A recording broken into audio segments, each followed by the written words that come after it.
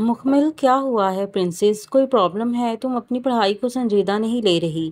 رات کھانے پر مکمل کے انکار کے باوجود سکندر اسے خود ہاتھ پکڑے کھانے کی میز تک لے آئے تھے۔ ماہم نے ان کو سب بتا دیا تھا اور انہوں نے بھی جو کچھ صبح پرنسپل صاحب نے کہا تھا۔ مکمل کا ہاتھ تھامے اب وہ نرمی لیے اس سے پوچھ رہے تھے، نظریں اس سوجے بوجھل چہرے پر تھیں۔ ماہم بھی مکمل کے بالکل سامنے بیٹھی تھیں۔ سوری ڈیڈ، میری وجہ سے آپ کو پریشانی ہوتی ہے۔ مجھے کوئی مسئلہ نہیں ہے۔ مکمل کا بیزار سا چہرہ دیکھ کر اب وہ دونوں میاں بیوی فکر مند سے تھے۔ جو بھی وجہ ہے مجھے بتاؤ میری جان، تمہارے ڈیڈ تمہیں یوں اپسیٹ نہیں دیکھ سکتے۔ بتاؤ مجھے، میں حل کروں گا نا جو بھی مسئلہ ہے۔ اب کی بار سکندر نے پیار بڑے نرم لہجے میں کہا تھا۔ میں اپسیٹ نہیں ہوں، ایک تو یہ لڑکی منہ نہیں ٹھیک کرتی تھی۔ ماہم سر پکڑے اب صاحبزادی کا انکار سن رہی تھیں۔ اچھا پھر موڈ ٹھیک کرو اپنا، ہم لانگ ڈرائیو پر چلتے ہیں۔ کیسا آئیڈیا ہے؟ سکندر تو اسے بالکل بچوں کی طرح آفرز دیے ٹریٹ کر رہے تھے۔ نہیں ڈیڈ، میرا موڈ نہیں۔ اب کی بار وہ انہیں واقعی شدید اداس لگی تھی۔ اوکے، اگر تم اپنا موڈ ٹھیک کر لو تو میں تمہیں ایک سرپرائز دوں گا، سکندر ہر ممکنہ کوشش کرتے ہوئے بولے تھے۔ اپنی اکلوتی پیاری سی بیٹی کی اداسی ان کو بھی ہلا دیتی تھی۔ سرپرائز پر ماہم بھی تجسس میں لگی تھی۔ سرپرائز؟ مکمل نے حیرانی سے سکندر کو دیکھا، بے چینی بھی عیاں ہوئی۔ یس، بتاؤ۔ سکندر اب کی بار مسکرائے تھے۔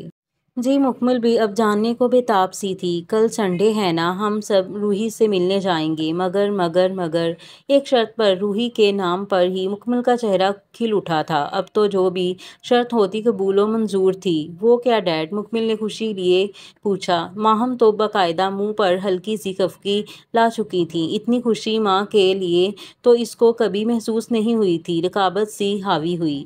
وہ یہ کہ تم وعدہ کرو کہ تم اپنا موڈ بھی ٹھیک رکھو گی اور پڑھائی بھی فوکس کرو گی۔ مکمل تو چاہتی ہی یہی تھی۔ روحی سے وہ 3-4 ماہ سے نہیں ملی تھی، البتہ فون پر مکمل کو روز کئی بار کرتی تھی۔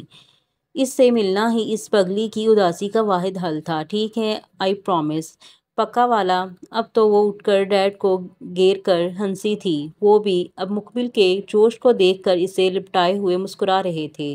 ایسے ہی ہنستا رہا کرے میرا بچہ، ایک تم ہی تو ہمارے گھر کی رونق ہو مکمل۔ تم اداس ہوتی ہو تو یہ گھر بھی بوجھل لگتا ہے۔ باپ بیٹی کا پیار دیکھ کر بھی ماہم مسکرا نہ سکیں۔ دل کو ان کا یہاں آ کر کٹ جاتا تھا۔ یہ روحی تو ہماری زندگیوں سے چپک کر ہی رہ گئی ہے، دل میں سوچتے ہوئے وہ بے حد افسردہ تھیں۔ ٹھیک ہے، اب جاؤ، سو جاؤ جا کر، ماہم نے کہا تو مکمل ان سے بھی لپٹ کر مسکرائی اور اپنے کمرے کی طرف چلی گئی۔ وہ بہت خوش تھی۔ روحی سے ملنا اسے اس دنیا میں سب سے اچھا کام لگتا تھا۔ روحی سے ملنا مطلب ارتضیٰ سے ملنا۔ ارتضیٰ اس کا عشق تھا۔ روحی سے مل کر اسے لگتا تھا جیسے وہ ارتضیٰ سے بھی مل لیتی ہے۔ پگلی نہ جانے کیسے اس محبت نامی اور وہ بھی سیراب جیسی کے چنگل میں پھنس گئی تھی۔ میں فائنلی روحی آپی سے ملوں گی۔ Good night, miss you so much Ruhi آپی۔ دل میں سوچتی ہوئی روحی کو میسج ٹائپ کرتے وہ بیڈ پر لیٹ گئی۔ مس یو ٹو میری جان، سو جاؤ اب، گڈ نائٹ۔ روحی کا میسج پڑھ کر وہ ہنس دی، سیل سائڈ ٹیبل پر رکھا اور پھر لیمپ بھی بجھا دیا۔ روحی کی زندگی میں بھی مکمل پہلے نمبر پر تھی۔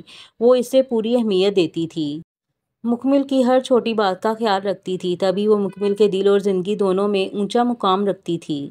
Good morning everyone. Sunday ہو اور جناب نائٹی سے ارسل صاحب کی آمد نہ ہو، ایسا ممکن ہی کب تھا؟ اپنے ارزلی شرارتی انداز میں وہ وار ہوتے ہی بولا تھا۔ مہرین تو دیکھتے ہی مسکرا دیں۔ واحد فرد تھا جو ان کے عبید کو ہنسانے پر قدرت رکھتا تھا، تبھی تو ان کو بھی جان سے زیادہ عزیز تھا۔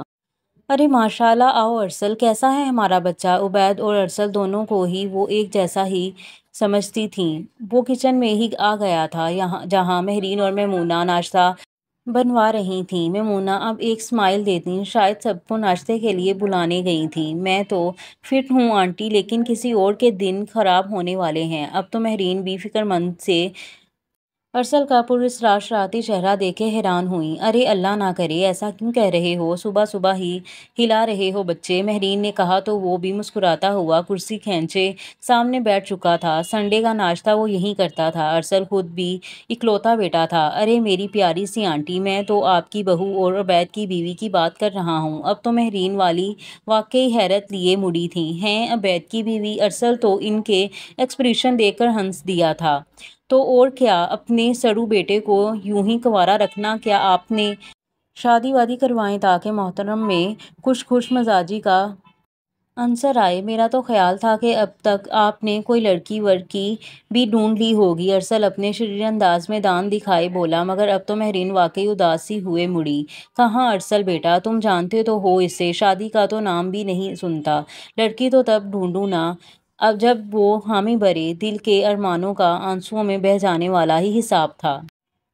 یہ مسئلہ تو ہے نا، آپ اسے منائیں، باقی لڑکی تو میں ڈھونڈ لوں گا۔ مہرین کی آنکھیں بھی اس حسین سی حسرت جیسی بات پر روشن ہوئی تھیں۔ کیا واقعی سچ میں یہ نیک کام تم ہی کر سکتے ہو؟ اور میرا پیارا بچہ، اسے منانے کا کام بھی تمہارے سوا کوئی نہیں کر سکتا؟ یکدم ارسل کو جیسے اپنی اہمیت پر بڑا پیار آیا۔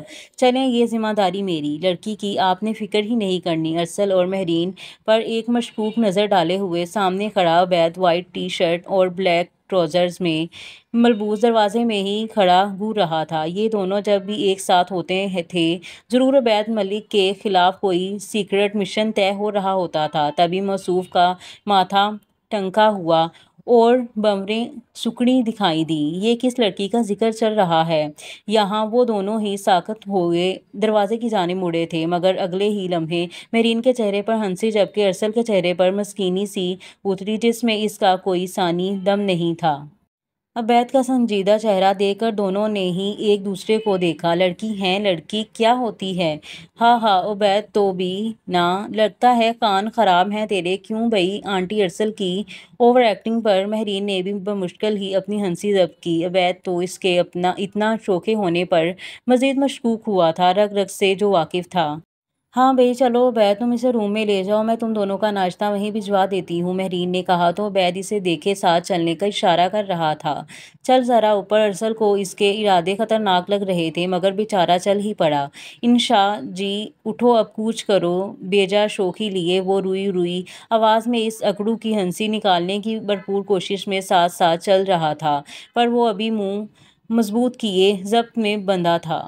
ادھر عذرا، عبید نے ارسل کا بازو گھسیٹے اسے کمرے کے اندر کیا، جو اب اتنے زور سے گھسیٹے جانے پر بہت بیچاری شکل بنائی تھا۔ کیا بد تہذیبی ہے سڑیل، بازو توڑ دی ہے جلاد کہیں کے۔ ارسل کا منہ دیکھ کر عبید کی ہنسی تو آئی، پر وہ ضبط کر کے مصنوعی سنجیدگی سجائی اسے گھورنے میں لگ چکا تھا۔ چپ کر، یہ کیا نیچے مما کو پٹیاں پڑھا رہا تھا؟ کس لڑکی کا ذکر ہو رہا تھا؟ عبید کی خونخوار نظریں اب ارسل پر تھیں، جو درد بلائے اب شرارتی ہنسی لیے تھا۔ ارے وہ ارسل نے وہ کو خاصا لمبا کھینچا، جس سے صاف ظاہر تھا کہ ڈرامے بازی کا آغاز شروع ہوا چاہتا ہے۔ ہاں بول۔ ڈرامے بند کر، عبید نے مکہ بنائے اس کی ہنسی کو ہلاک کرنے کا ارادہ ظاہر کیے تیور دکھاتے کہا۔ ابے کچھ بھی نہیں، ہم تو لکڑی کہہ رہے تھے، بھلے جا کے پوچھ لے آنٹی سے، ارسل نے منمناتے ہوئے مکے کی پہنچ سے نکلتے ہی کہا، تو عبید تھوڑا ہنسی دبائے دھیما ہوا۔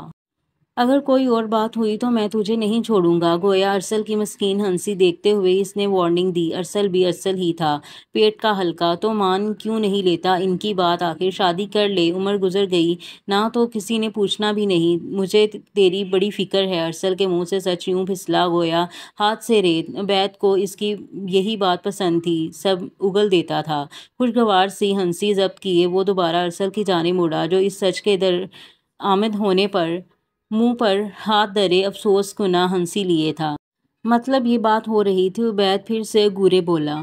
مارنا ہے تو مار لے یار، اب سچ منہ سے نکل ہی آیا تو کیا کروں؟ پر یار بہت ارمان ہے آنٹی کو، وہ بھی چاہتی ہیں کہ تیری بھی شادی ہو اور چھوٹے چھوٹے درجن بچے ہوں۔ مسکین اور سنجیدہ شکل بنائے ارسل شادی نامہ کھولے دوبارہ شروع ہو چکا تھا۔ درجن ہاں، اب تو وہ ارسل کو دبوچ ہی چکا تھا۔ عبید خود بھی دانت نکال چکا تھا۔ اگلے ہی لمحے وہ اسے صوفے پر پٹک کر سامنے سیدھا ہوا، چہرے پر دوبارہ سے سنجیدگی تھی۔ تو کر لے شادی، تکلیف کیا ہے تجھے میری آزادی سے؟ یہ مما کے کان بھرنے بند کر، اور اگر تو اس سارے معاملے میں غصہ تو تیری ٹنڈ تو عبید کرے گا۔ اب عبید واقعی ایک خڑوس نائی ہی لگا تھا۔ سامنے بھی پتھرائی حیرت ابھری۔ یہ ٹنڈ والا مذاق نہیں یار، بندے کی اپنی سرکل میں تھوڑی عزت ہے۔ اس کی معصومیت پر عبید بھی ہنس چکا تھا۔ بس پھر دور رہ اس معاملے سے۔ ایک بار پھر خوشگوار سی وارننگ دیتے وہ کچھ ہلکا ہوا تھا۔ اور اگر زبردستی مجھے اس معاملے میں گھسا دیا گیا تو ہولے ہولے قدم اٹھاتا وہ بڑی معصومیت سے تھوڑی پر ہاتھ دھرے بولا۔ عبید نے ایک خونخوار نظر اس پر ڈالی۔ پھر تیری موت عبید ملک کے ہاتھوں ہوگی، صاف اور شفاف قسم کی مطمئن دھمکی آئی تھی۔ ویسے جو لڑکی میں نے تیرے لیے دیکھی ہے نا، ہائے تجھ سے تو زیادہ ہی سڑی ہوئی ہے۔ کیا خوب جمے گی جب مل بیٹھیں گے خڑوس دو۔ اتنی سی بات تھی کہ اب بیڈ کے چاروں تکیے اس پر صورت برسات۔ ساتھ ہی عبید نے پڑا میگزین بھی دے مارا تھا جو بیچارے کی ناک پر لگتے لگتے مس ہوا تھا۔ ارے کوئی ہے جو مجھے اس خونخوار بلا سے بچائے۔ بیچارہ ارسل تو دہائیاں دیتا رہ گیا۔ عبید بھی اب بمشکل ہنسی دبائے اس ڈرامے کو دیکھ کر مسکرا رہا تھا۔ دیکھ ارسل، اگر تو نے یا کسی نے مجھے فورس کیا تو میں واقعی خونخوار بن جاؤں گا۔ بڑی شریف قسم کی سلجھی اور سنبھلی وارننگ آئی تھی۔ ناشتہ آ چکا تھا۔ ملازمہ ناشتے کی ٹرے بیڈ پر دھرے باہر نکل گئی تھی۔ عبید بیڈ پر بیٹھ گیا جبکہ ارسل نے سارے گرے تکیے اٹھائے اور انہیں بیڈ پر دھرے اس تکیوں کے پہاڑ پر جا بیٹھا۔ عبید نے ایک شرارت سے مزین نظر سے اس گدھے کو دیکھا۔ دوست ہوں تیرا، جو کروں گا تیری بھلائی کے لیے کروں گا۔ جلدی سے ناشتہ کر لیتے ہیں، پھر تیری شادی کی پلاننگ بھی کرنی ہے۔ بڑی ہی بزرگانہ فکر لیے وہ ارسل نامی وبال صاحب جگری یار کی شادی کروانے کے لیے ہلکان دکھائی دیے۔ اس سے پہلے کہ ارسل اس تکیے کے پہاڑ پر ٹک کر سنبھلتا، عبید نے تکیوں کو ٹانگ پھیلائے پاؤں مارا تو سارے ارسل سمیت زمین بوس ہو گئے۔ اب بتا کون سی پلاننگ؟ عبید تو ہنستا ہوا اب تکیہ لیے زمین پر اوندے پڑے ارسل پر جھکا پوچھ رہا تھا۔ وہ بھی ڈیٹ مٹی دانت نکالے جا رہا تھا۔ تیری شادی کی پھر کیا؟ ایک ہی تکیے سے اس پر نان سٹاپ برسات شروع تھی۔ دونوں ہی اب ہنس رہے تھے۔ ویسے کوئی کمینے قسم کا ڈیٹ ہے تو ارسل۔ اب تو عبید بھی نان سٹاپ اپنی تلمسی ہنسی لیے ہنس رہا تھا اور دروازے میں کھڑی مہرین تو صدقے واری جا رہی تھی دونوں پر۔ ایک دم سنجیدہ رہنے والا عبید اسکندر بھی ہنس سکتا ہے تو یہ تو وہ بس سوچ ہی سکتی تھی، مگر ایسا ارسل کی بدولت ممکن ہوتا تھا۔ دونوں کی اس خوبصورت دوستی کو نظر نہ لگنے کی دعا دیتی وہ واپس مڑ چکی تھیں۔ وہ دونوں بھی اب خوشگوار انداز میں مسکراتے ہوئے ناشتہ شروع کر چکے تھے۔ عبید کا ہر سنڈے ارسل یوں ہی خاص بناتا تھا۔ وہ بھی جانتا جو تھا عبید کے لیے ہنسنا بہت اہم ہے۔ یہ چیز اس کی طبیعت میں بہت سدھار لاتی تھی، مگر اچانک آنے والا شدید غصہ عبید ملک کے دماغ کی نسیں جامد کر دیتا تھا۔ یہ ارسل منصور تو ایک طرح اس پراسرار سے عبید کی دعا تھا، اس کا مسیحا تھا، اس کی ہر کمی اور تکلیف سے واقف۔ I miss you so much آپی۔ مکمل کی تو خوشی کی کوئی انتہا نہیں تھی۔ اس کی روح شناس طبیعت کو سمجھنے والی دلگیر ماں آج وہ پورے 4 ماہ بعد روحی سے مل رہی تھی۔ بہت ہی دلکش سی مسکراہٹ لیے روحین 40-45 عمر کے درمیان لگتی تھی۔ مکمل اور ارتضیٰ کی سنڈریلا واقعی کسی شہزادی جیسی تھی، مگر شہزادی بھی وہ جس کی کہانی خوبصورت نہیں تھی، پور لا حاصلی اور انتظار کی اذیت میں لپٹا تھا۔ اپنا سب کچھ گنوا کر جینا آسان نہیں تھا۔ یہ مشقت طلب عمل ہے جو بینائی چھین لیتا ہے، یہاں تک کہ رہائی چھین لیتا ہے۔ روحین کی آنکھوں میں وہ خلش اپنے پاؤں جمائے تھی جو ایک مدت سے یہاں کی رہائشی تھی۔ اس سب کے باوجود مسکرائی آنکھوں والی روحی۔ عمر تو زیادہ تھی مگر ابھی تک خود کو بالکل فٹ رکھا تھا۔ وہ ایک بہت بڑی ڈاکٹر تھی۔ خود وہ مکمل کو دیکھ کر خوش دلی سے مسکرائے اسے کب سے خود سے لگائے بیٹھی تھی، جیسے کوئی اپنا سرمایہ حیات بہت دن بعد نکال کر ماتھے سے لگائے سینے سے لگاتا ہے۔ خود مکمل بھی بالکل روحی کی ہی بیٹی لگ رہی تھی، اور وہ تھی روحی کا ارتضیٰ بھی اور روحی کی مکمل بھی۔ میری جان، I miss you too۔ بہت بزی لائف ہو گئی ہے، ذرا ٹائم نہیں ملا، ورنہ میں خود چکر لگاتی۔ مکمل کا چہرہ تھامے وہ دلکش سی شفقت لیے تھی، شفقت بھی ایسی جو بس اسیر کر دے۔ بہت یاد کر رہی تھی یہ تمہیں۔ ویسے کبھی کبھی میں سوچتا ہوں کہ تمہیں مکمل کو ہمیشہ پاس ہی رکھنا چاہیے تھا۔ سکندر بھی اب ہلکی سی شرارت سے مسکراتے ہوئے چائے پیتے بولے، جس پر ماہم خاصی خفا سی نظر ڈال چکی تھی۔ روحی نے بھی ماہم کی نظر کا انداز محسوس کیا تھا۔ میں خود اس کے بغیر ادھوری ہوں، لیکن مجھ سے زیادہ اس پر آپ دونوں کا حق تھا۔ یہ وہاں رہے تب بھی میرے دل کے اتنے ہی قریب ہے۔ دونوں کا اسکندر پیار ماہم کو ہمیشہ ہی کھٹکتا تھا۔ آپ کی یہی باتیں تو مجھے آپ سے دور نہیں ہونے دیتی۔ مکمل یکدم ہنس مکھ سی ہو گئی تھی۔ یہی کمال تھا روحی کا۔ اس بے چین روح والی کی ہر اداسی تھم گئی تھی۔ وہ جیسے جی اٹھی تھی۔ دور ہونے بھی نہیں دوں گی تمہیں اب کی بار۔ روحی اس کی گال کھینچے مان لیے ہنسی۔ تم آتی جاتی رہا کرو روحی، تم سے مل کر ہم سب فریش ہو جاتے ہیں۔ اسکندر بھی روحی سے بہت پیار کرتے تھے، تھی تو ان کی اکلوتی بہن۔ سب کچھ دیا مگر اچھی قسمت نہ دے سکے۔ اسی بات سے تو والدین خوف کھاتے ہیں، اپنی بیٹی کو دنیا کی ہر آسائش دے کر بھی مقدر نہیں دے پاتے۔ جی بھائی، اب کوشش کروں گی۔ آپ تو جانتے ہیں نا کہ خود کو مصروف رکھنے کے چکر میں خود کو بہت زیادہ پھنسا لیا ہے میں نے، لیکن اب میں کوشش کر رہی ہوں کہ وہیں کوئی جاب مل جائے تاکہ میں آپ کے اور مکمل کے قریب رہ سکوں۔ مکمل کو تو گویا پرجوشی لیے مسکرائی تھی۔ اس سے بڑی خوشی تو روح زمین پر نہ تھی کہ روحی اس کے پاس آ جاتی۔ سچ؟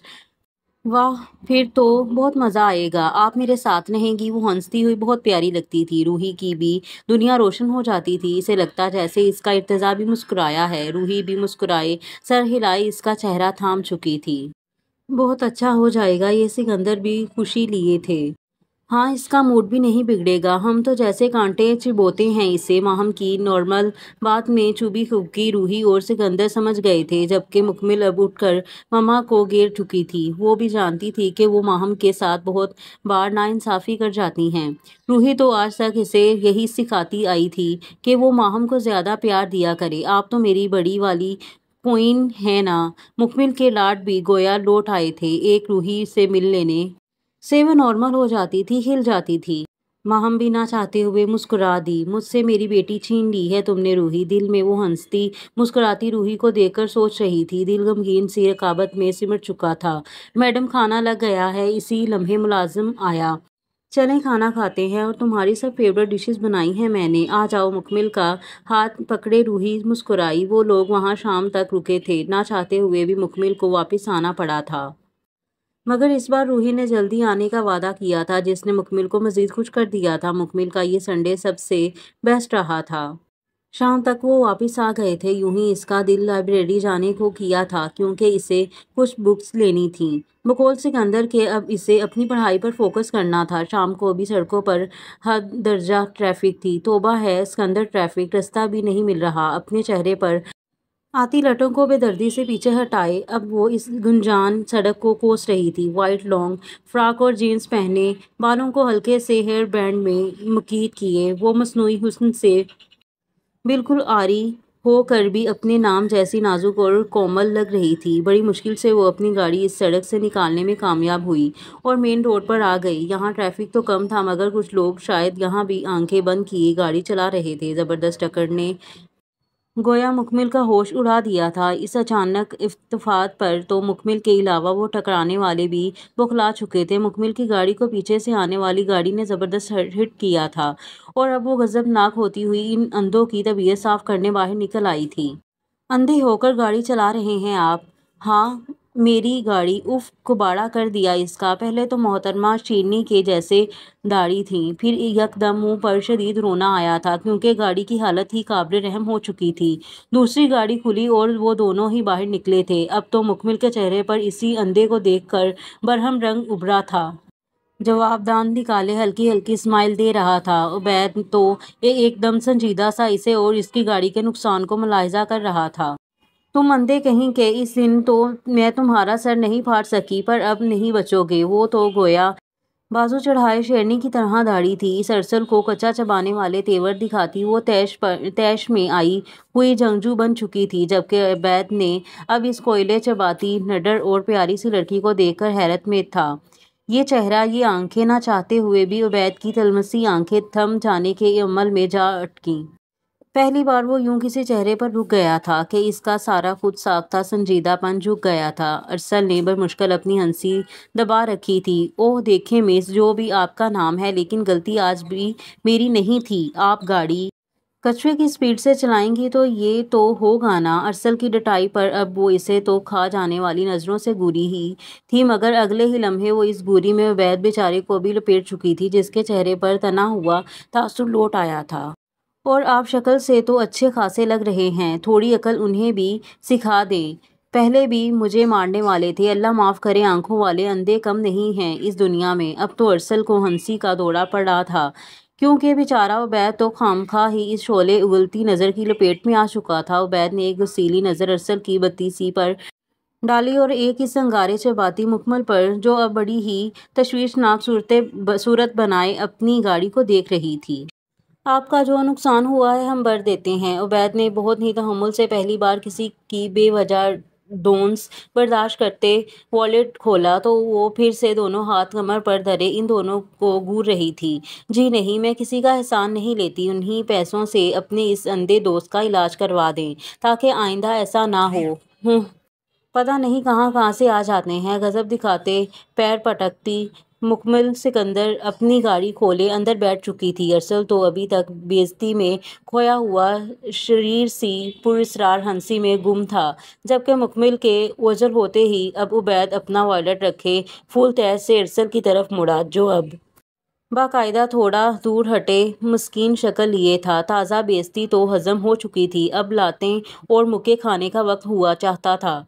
अब ये मत कहना कि ये थी वो लड़की। उबैद के चेहरे की नागवार संजीदगी देखकर एक बार फिर अरसल को हंसी का दौरा पड़ा था। हाँ हाँ हाँ ना, क्या अजब इत्तेफाक है कि तेरी और इसकी मुलाकात भी हो गई। हाय उफ, एकदम टक्कर की लड़की ढूंढी है ना तेरे लिए तेरे इस शहजादे ने। अरसल अब इसके हाथ से वाकई पिट जाता, मगर उबैद तो वाकई कहीं खो चुका था। अरसल आपस की बात है, ये तो मुझसे भी ज्यादा सड़ी हुई है, यानी ऐसी तो मेरा पहले ही दिन सर फाड़ेगी। बेचारी संजीदगी और मासूमियत लिए उबैद खासा फिक्रमंद लगा था, जबकि अरसल के दिमाग की घंटी जरूर जल उठी थी। ओए होए, यानी गल बन सकती जे। यार देख तो है कितनी प्यारी। क्या हुआ जो जुबान की तेज है, खूब जमेगी जब मिल बैठेंगे।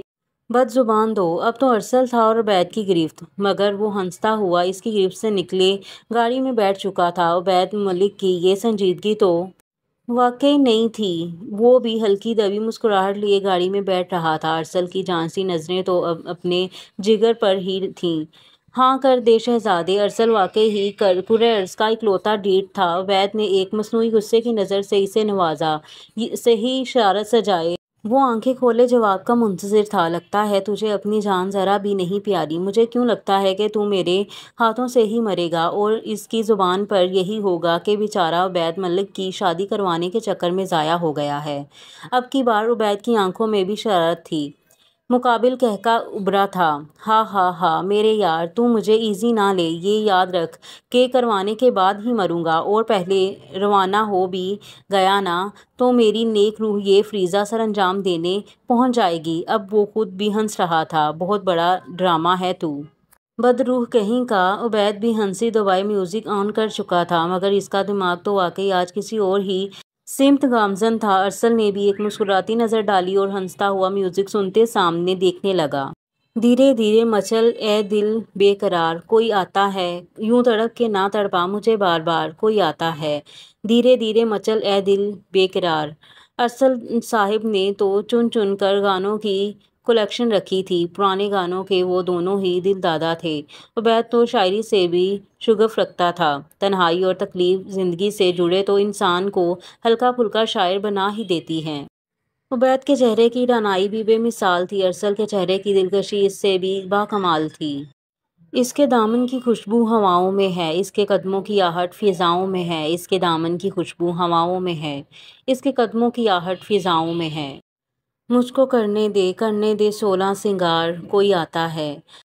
मदरसे मौसीकी ने तो दिल जले को भी सर्द हन्ने पर मजबूर कर दिया था। इसे भी लगा जैसे दिल में कोई कदम रखने आ रहा है। और यहाँ पर एपिसोड 2 का इख्ताम होता है और मिलते हैं अगले एपिसोड में। तब तक के लिए दे मुझे इजाज़त। अल्लाह हाफिज़।